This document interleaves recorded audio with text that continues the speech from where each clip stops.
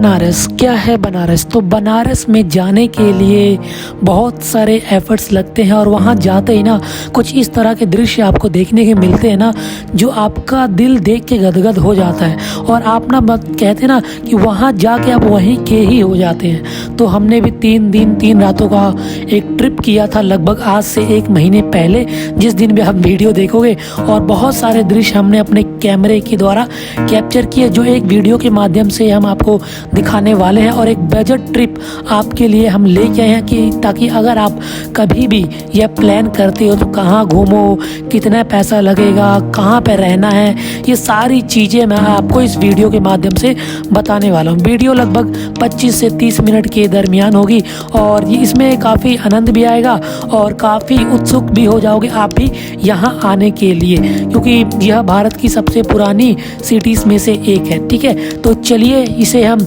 शुभ आरंभ करते हैं इस बनारस के अपने वीडियो के टूर का, ताकि आप भी यहाँ पहुँच सके। चलिए फिर वीडियो का आरंभ करते हैं।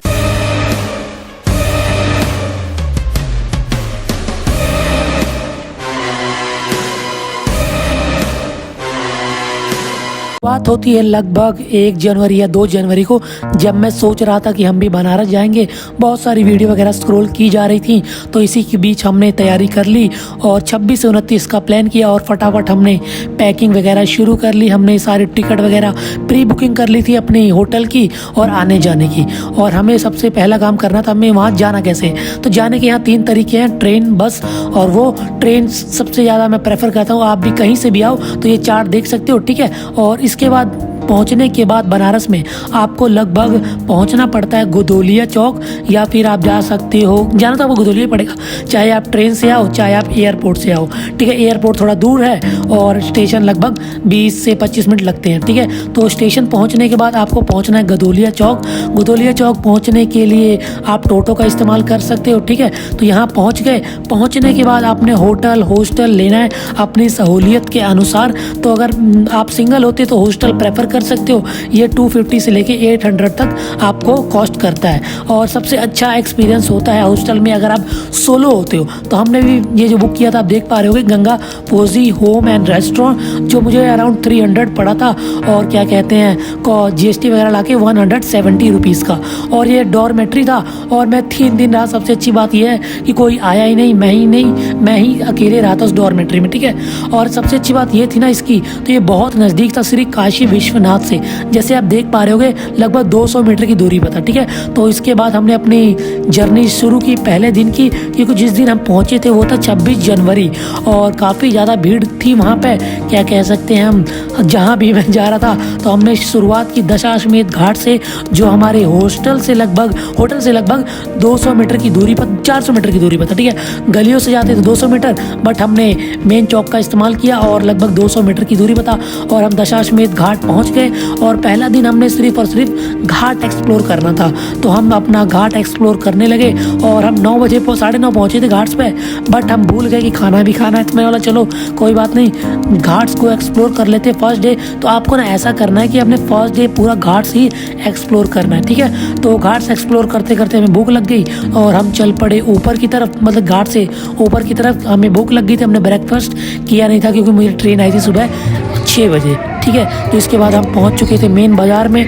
हमने ढूंढा काफ़ी, उसके बाद हमें एक क्या वो कहते हैं उसे मिल चुका था परोठे वाला, तो हमने ब्रेकफास्ट किया जो हमें 80 रुपीज़ कॉस्ट किया इंक्लूडिंग कोल्ड ड्रिंक। फिर उसके बाद हम फिर से वापस बाज़ार से गोदोलिया चौक की तरफ से आ चुके थे हम दशाश्वमेध घाट। अब हमने क्या करना था, अब हमने सोचा कि चलो अब पहले हम गए थे अपने लेफ्ट में, यानी कि अपने पांडे घाट तक की तरफ से। अब हम दूसरी तरफ जाने वाले थे, पर हमने सोचा कि हमें किसी ने बताया था कि आप जब भी बनारस आओ उस पार ज़रूर जाना, वहाँ पर कैमल राइड और हॉर्स राइड ज़रूर करना। तो ये आपके ऊपर, ये ऑप्शनल है। ठीक है, ये आपके ऊपर है, 50 to 100 रुपये कॉस्ट करता है, चाहे आप कैमल की राइड करो चाहे आप करो हॉर्स राइड। इतना मैंडेटरी नहीं है कि हाँ आप जाना है तो करना है, बाकी 1 टाइम एक्सपीरियंस होता है। आप जा सकते हो। ठीक है, तो वहाँ से वापस आने के बाद हम आ चुके थे राजेंद्र से वापस आने के बाद हम चले गए थे मानसिंह ऑब्जर्वेटरी, जिसे जंतर मंतर के नाम से भी जाना जाता है। तो इसका जो प्राइस है, मतलब ये एक तरह का आपको दो तरह के शो दिखाए जाते हैं, एक में श्री माँ गंगा के बारे में बताया जाता है और एक में वाराणसी और सारनाथ के बारे में आपको बताया जाता है। तो ये भी एक बहुत ही अच्छा एक्सपीरियंस था, मुझे बिल्कुल नहीं पता था इसके बारे में। तो मैं जैसे उस पार से वापस आ रहा था तो मुझे बोट वाले ने बताया कि आप वहाँ पे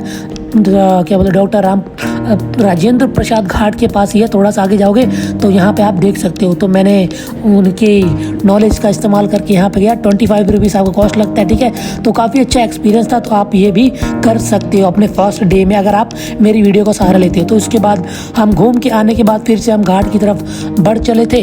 ठीक है, तो धीरे धीरे धीरे धीरे हम घाट्स को एक्सप्लोर करते गए और काफ़ी अच्छा एक्सपीरियंस होता है। जैसे मैंने आपको स्टार्ट में ही बोला, आप अपना एक दिन ऐसे प्लान करना ना कि सिर्फ और सिर्फ वाराणसी में दशाश्वमेध घाट से आप एक तरफ लेफ्ट जाओगे फिर राइट जाओगे। ठीक है, क्योंकि लगभग 84 घाट है, आपको पता ही है। ठीक है, तो और एक दिन में तो कवर ऑब्वियस सी बात है नहीं हो पाएंगे, पर फिर भी हमने प्रयास किया जितना हो सके करें। फिर हम आ चुके थे श्री काशी विश्वनाथ धाम, जिसे श्री काशी विश्वनाथ टेम्पल के नाम से भी जाना जाता है।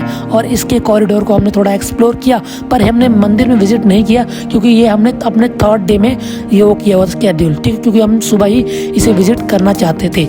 तो इसके बाद एक भीड़ बहुत थी, क्योंकि जैसे मैंने बताया 26 जनवरी थी उस दिन, जिस दिन हमारा फर्स्ट डे था। तो इसके साथ हमें किसी ने बताया कि नेपाली टेम्पल भी लगभग 100 मीटर की दूरी पर है, तो हम उसे विजिट करने चले गए। ठीक है, और ये काशी विश्वनाथ धाम से लगभग 100 मीटर की दूरी पर है और शीतला घाट या फिर कोई घाट है इसके पास और उसके जस्ट ऊपर ही है आपको। ठीक है, तो ये आप भी विजिट कर सकते हो। तो नेपाली टेम्पल विजिट करने के बाद हम आगे बढ़ चले थे और इसके बाद का जो घाट था बहुत ही बोलते प्रसिद्ध घाट में से एक है, जिसे मणिकर्णिका घाट भी कहा जाता है। तो यहाँ पे आगे अगर आप सिर्फ बैठ ही जाओगे ना तो आपको कुछ इस तरह का एहसास होगा, इस तरह की चीज़ें देखने को मिलती है जो आप अपने जीवन काल में शायद ना देख पाओ।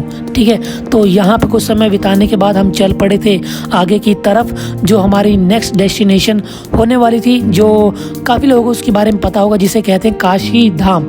ठीक है, तो काशी धाम हम बाद में जाने वाले थे, पहले में लगी थी भूख। तो हमने ब्लू लस्सी कैफ़े का नाम काफ़ी सुना था, पहले हम वहाँ गए, फिर हम गए काशी चाट भंडार, वो थोड़ा आगे पीछे आप समझ जाओगे। ठीक है, तो खाने के बाद हम चल पड़े थे काशी धाम की तरफ। तो काशी धाम पहुँचने के दो रास्ते हैं, एक ये जो आप देख पा रहे हो दुर्गा घाट से भी जा सकते हो, क्योंकि हमने घाट से ही शुरुआत की थी। ठीक है, दूसरा अगर आप क्या बोलते हैं ब्लू लस्सी कैफ़े से आ रहे हो तो आप ये गलियों का इस्तेमाल करके भी आ सकते हो। ठीक है, तो पहले बता दूँ एक धाम ये ना एक म्यूजियम है, मंदिर नहीं है। ठीक है, जैसे आपने ऑब्जर्वेटरी देखी थी मानसिंह की, बस बिल्कुल सिमिलर ही है, बस यहाँ पे थोड़ा क्या बोलते मॉडिफाई कर रखा है, बहुत सारी चीज़ें आपको देखने को मिलती है।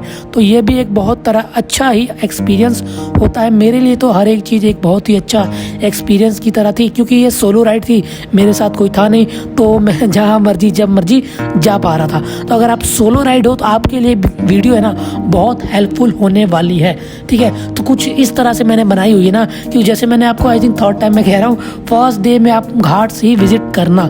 ठीक है, तो इसके बाद हम चल पड़े थे अपने दूसरे मंदिर की तरफ, और आज की दूसरी डेस्टिनेशन जो बहुत ही इंपॉर्टेंट होती है, काफ़ी लोग कहते हैं, जैसे आप पढ़ भी पा रहे हो, काल भैरव मंदिर, तो इन्हें काशी का प्रोटेक्टर भी कहा जाता है। ठीक है, तो ये ट्राई करना कि आप अपने फर्स्ट डे में ही विज़िट कर लो। जब मैं गया था काफ़ी रश नहीं था, और ये ना क्या कहते हैं 26 जनवरी होने के पश्चात भी, और मैंने जल्दी जल्दी इसे विज़िट किया श्री काल भैरव मंदिर को, क्योंकि अगला जो हमारा डेस्टिनेशन होने वाला था वो आपको आगे पता लगने वाला। तो यहाँ पे आप आ सकते हो, काफ़ी अच्छा है और ज़्यादा टाइम नहीं लगेगा। जैसे मैंने आपको बताया ना, काशी धाम के पास ये लगभग 200 मीटर की ही दूरी पर ही है। ठीक है, तो इसके बाद हम चल पड़े थे फटाफट, क्योंकि रात शाम हो रही थी और हमें अटेंड करनी थी श्री माँ गंगा की आरती। तो यहाँ पर टाइमिंग कुछ ऐसे, समर में आपको 5:30 स्टार्ट होती है, विंटर में 6, बट मुझे यहाँ पे 5 बजे पहुंचने के बाद भी 6:30 बजे स्टार्ट हुई, क्योंकि जैसे मैंने आपको बताया उस दिन रिपब्लिक डे था और रश लगभग बहुत ज़्यादा था। मेरे हिसाब से लगभग ना, अगर चारों तरफ आप देख पा रहे होंगे, 50 से 1 लाख के बीच लोग थे वहाँ पे, और बहुत लगभग मेरे याद से ना काफ़ी लोग कह रहे थे आज जितनी देर आरती चली है काफ़ी लंबी और काफ़ी बड़ी आरती चली है, इतनी अभी तक हुई नहीं थी। तो हम क्या कह सकते हैं, हम खुशकिस्मत थे कि 26 जनवरी को हम यहाँ आए और हमें आरती काफ़ी देर तक देखने को भी मिली, ठीक है। और इसके बाद हम चल पड़े थे, हमें भूख लग चुकी थी क्योंकि रात के लगभग 7:30 हो चुके थे और हमने अपना डिनर किया जो हमें 80 रुपये कॉस्ट किया, ठीक है। और हमें आज का टोटल खाने का कॉस्ट हो चुका था 100 रुपये, 200 रुपये, ठीक है। और हम आ चुके थे वापस और हमारा फिर अगला दिन स्टार्ट होता है सुबह 5 बजे।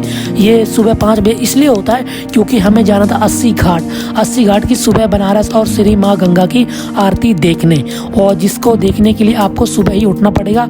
और गोदोलिया चौक से आपकी जो डिस्टेंस है और दशमेश घाट से लगभग 2.5 किलोमीटर है, ठीक है। जो आपको अगर शेयर ऑटो मिल जाएगा तो 20 रुपये लगेंगे। अगर सुबह आप जाओगे तो आपको 100 से लेके 150 तक वो कॉस्ट करने वाले हैं, ठीक है। तो मैंने तो ट्राई किया था कि मैं पैदल ही जा रहा था जैसे आप देख पा रहे होगे, और मुझे लगभग 20 से 25 मिनट लगे थे क्योंकि मैं 5 बजे निकला था, ठीक है। गलियों से निकलने के बाद हम पहुंच चुके थे घाट्स की तरफ और लगभग 50 या 100 मीटर दूर था ये 80 घाट, और हम समय पे ही पहुंच चुके थे। श्री माँ गंगा की आरती हमने एक्सपीरियंस की अपनी लाइफ में फर्स्ट टाइम, तो काफ़ी नाम सुना था हमने कि 80 घाट पे सुबह बनारस देखनी बहुत आवश्यक है अगर आप बनारस जा रहे हो तो मैंने अपना तीनों दिन कुछ इस तरह शेड्यूल किया था कि हर चीज़ मैं कवर कर लूँ और काफ़ी कम समय में। तो ये होती है सुबह बनारस, यहाँ पे काफ़ी म्यूजिकल प्रोग्राम होता है। फिर आई थिंक सुबह के 7 से 7:30 के बीच योगा कराया जाता है जो आप अटेंड कर सकते हो जैसे आप देख पा रहे होगे, ठीक है। और हमने आरती में अटेंड करने के बाद हमने अपना सबसे महत्वपूर्ण कार्य किया जिसके बारे में हमने सुना था, मॉर्निंग की बोट राइड जो हमें क्या बोलते हैं 100 रुपये कॉस्ट करी, और ये शेयर का प्राइस है, ठीक है। और सुबह आप देख पा रहे हो जो काफ़ी अच्छा माहौल होता है, तो ये भी एक बहुत अच्छा एक्सपीरियंस है। और ये आपको ले जाते हैं 80 घाट से मणिकर्णिका घाट तक, ठीक है। जैसे मैंने बताया ये वीकेंड था तो ये कम कर नहीं रहे थे, तो 100 रुपीज़ मेरे लगे और आपके कम लग सकते थे, ठीक है। तो इसके बाद हम निकल पड़े थे, क्या बोलते हैं, जो भी हमारी डेस्टिनेशन थी वो 80 घाट से लगभग 1 किलोमीटर थी, और उसे भी हमने तय करना शुरू किया पैदल ही। तो ये आपको लगभग कॉस्ट करेगा 10 रुपये ही करेगा क्योंकि 1 किलोमीटर ये, अगर आप मेरी तरह हो तो आप पैदल ही चले जाना, ठीक है। तो यहाँ पे आपने जाना है श्री सत्यनारायण तुलसी मानस मंदिर, जो मैंने आपको डिस्टेंस बता ही दिया, कॉस्ट भी बता दी, बाकी आप ट्राई करना पैदल चले जाओ, ज़्यादा दूर है नहीं। तो यहाँ भी बहुत ही अच्छा माहौल था क्योंकि ये ना बिल्कुल शांति इसलिए थी क्योंकि मैं यहाँ पर पहुँचा था सुबह के लगभग 6:45 बजे, और जो कॉस्ट आप 10 रुपये देख पा रहे हो ये एक तरह का क्या बोलते हैं म्यूज़ियम कह सकते हैं इसे, ठीक है। तो और यहाँ बहुत सारे दृश्य आपको देखने को मिलते हैं और बहुत ही अच्छा यहाँ पे एक्सपीरियंस होता है। और 10 रुपये मेरे हिसाब से ज़्यादा तो होते नहीं है, हर कोई पे कर सकता है। जिस तरह का आपको देखने को मिलता है यहाँ पे माहौल और जिस तरह के दृश्य आपको देखने को मिलते हैं, ठीक है। और काफ़ी बिल्कुल खाली होता है क्योंकि मैं सुबह पहुँचा था, तो आपको दर्शन करने में बहुत ज़्यादा समय भी नहीं लगेगा और आसानी से बिना किसी मेहनत के, बिना किसी असमंजस के, बिना किसी स्ट्रगल के आप दर्शन भी कर लोगे और ये म्यूज़ियम भी घूम लोगे। क्योंकि जब मैं था यहाँ पे बिल्कुल मैं ही अकेला था और 3-4 लोग थे, जब मैं जाने लगा तब भीड़ धीरे धीरे आ रही थी, ठीक है। तो यहाँ से निकलने के बाद आपने जाना है संकट मोचन मंदिर। तो संकट मोचन मंदिर पहुँचने से पहले आपको मिलेंगे श्री त्रिदेव, तो वहाँ पे आपने दर्शन कर लेने हैं, वो लगभग 200 मीटर की दूरी पर है, ठीक है। और उसके बाद आपने जाना है अपने नेक्स्ट लोकेशन जो है संकट मोचन मंदिर, जो त्रिदेव से 400 मीटर और तुलसीदास मंदिर से 600 मीटर की दूरी पे है, ठीक है। यहाँ पे वीडियोग्राफी बिल्कुल भी अलाउ नहीं है और अपने जो भी गैजेट है अपने लेफ्ट हैंड साइड पे आपको जमा करना होता है जो आप देख पा रहे हो, ठीक है। फिर उसके बाद आपने आना होता है वापस और आपने जाना होता है श्री दुर्गा माता मंदिर, जिसे दुर्गा कुंड की तरफ भी जाना जाता है, ठीक है। तो क्या बोलते हैं तुलसीदास के मंदिर के लेफ्ट में अगर आप जाओगे तो आपको संकट मोचन जाना पड़ेगा, अगर आप राइट में जाते हो तो आपको दुर्गा कुंड, श्री मणि मंदिर और एस्कॉन टेम्पल देखने को मिलते हैं। और ये सभी जो दूरी है ना 1 किलोमीटर के दायरे में आपने सभी मंदिर कवर कर लेते हैं और ये भी काफ़ी अच्छा एक्सपीरियंस था।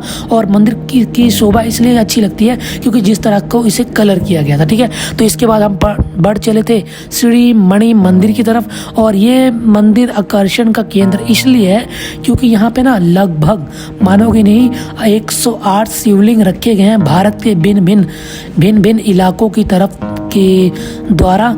और जिन्होंने भी शिवलिंग रखे हैं ना, उनके बाकायदा नाम रखे गए हैं, नाम लिखे गए हैं उनके नीचे, और उनका क्या बोलते हैं जगह का नाम रखा गया है। और ये भी बहुत अच्छा एक्सपीरियंस है। धीरे धीरे भीड़ बढ़ती ही जा रही थी। जैसे मैंने आपको कहा था, आज शनिवार 27 जनवरी थी, ठीक है, और वीकेंड काफ़ी लंबा था।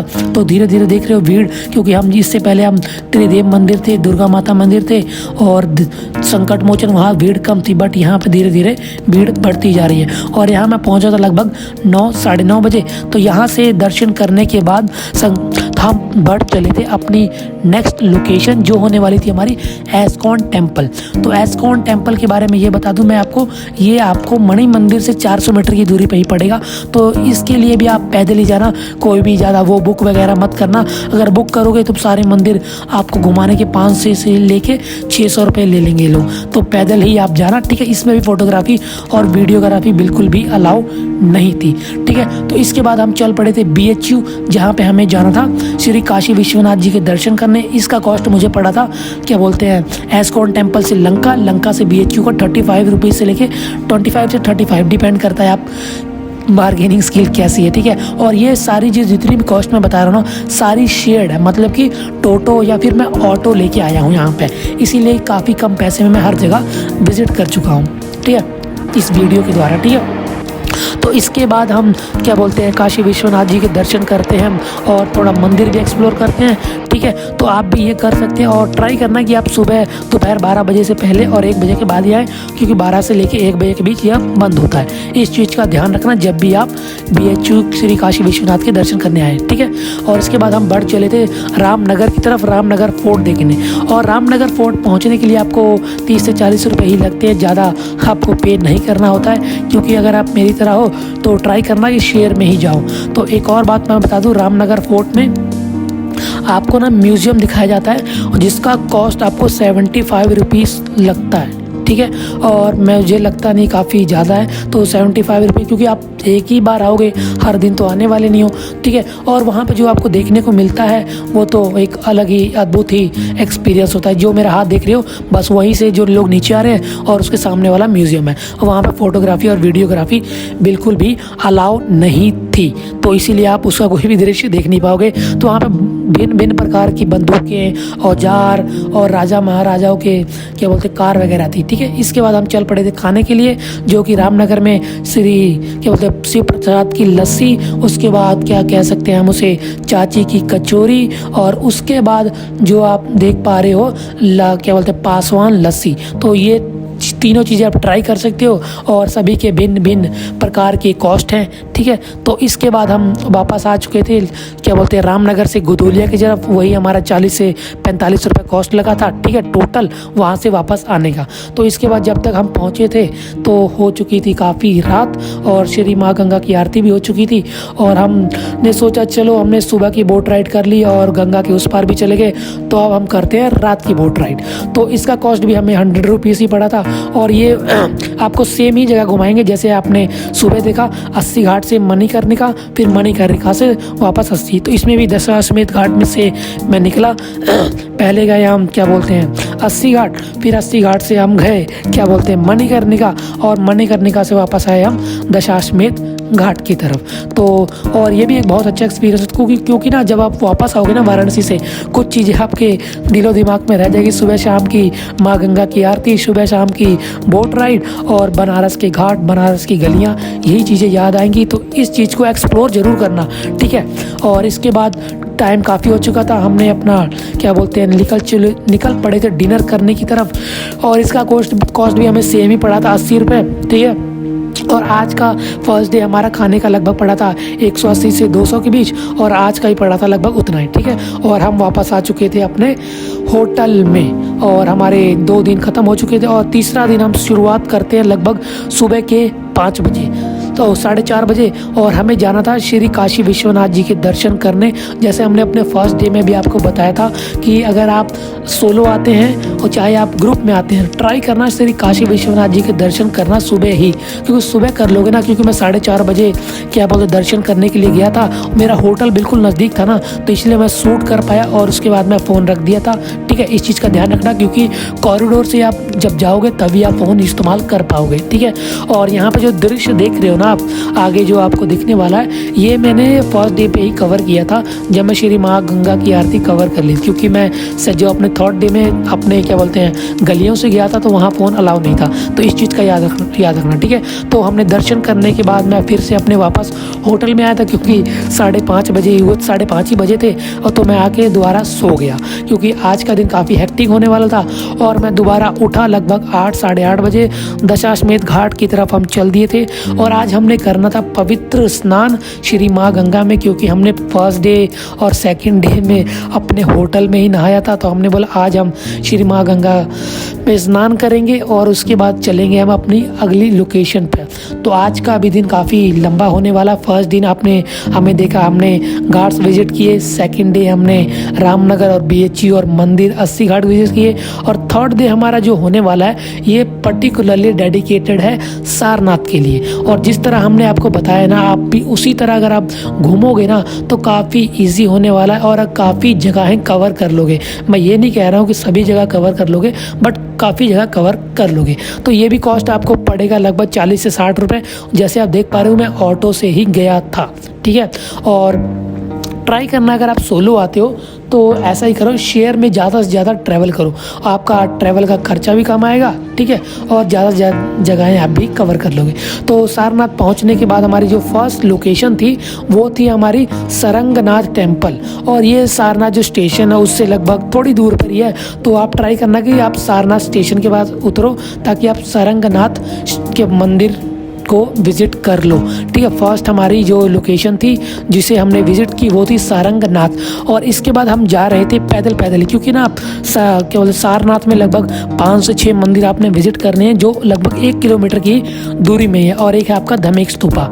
ठीक है, ये सभी 1 किलोमीटर की दूरी पे है। और दूसरा टेम्पल हमारा देख पा रहे हो आप, बुद्धिस्ट टेम्पल है। तो इसमें अगर आप ट्राई करोगे ना कि किसी फेस्टिवल के वाले दिन पे आओगे तो काफ़ी अच्छा होगा, और क्योंकि 26 जनवरी 2 दिन पहले ही था, तो ये मंदिर काफ़ी अच्छे सजाया हुआ था, और यहाँ पे भी काफ़ी अच्छा एक माहौल था। और ये जो है ना कि बुद्धिस्ट चाइनीज़ टेम्पल है, और काफ़ी अच्छी तरह डेकोरेट भी किया हुआ था।